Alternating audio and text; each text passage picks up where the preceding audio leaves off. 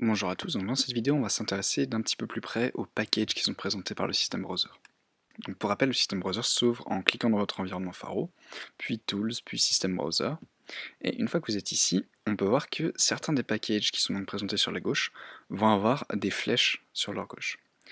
En fait, ces flèches vont présenter tous les tags qui sont à l'intérieur du package. Donc c'est-à-dire que notre package AST.Core qui était composé de toutes ces classes a en fait plusieurs tags sur ces classes. Donc, par exemple, si on veut s'intéresser au token, visiteur, au pattern, on va avoir les classes qui ici sur la droite qui vont être filtrées.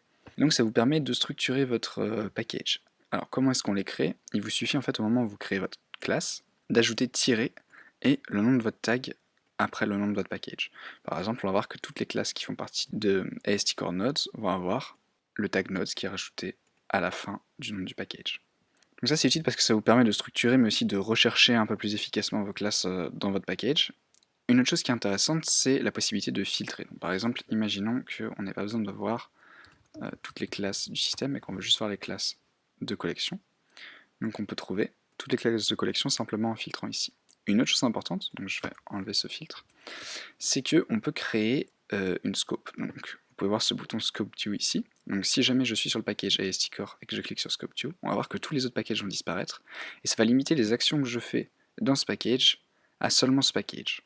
Et donc je peux aussi créer une scope avec plusieurs packages. Donc je fais clic droit sur un des packages ici, je fais Setup Scope, et je peux cliquer et sélectionner les différents packages dont j'ai besoin. Donc par exemple je vais prendre les 3 AST Core, j'appuie sur OK, et donc je vais avoir un système browser avec seulement ces 3 packages là, et dont les actions vont se limiter à ces 3 packages là.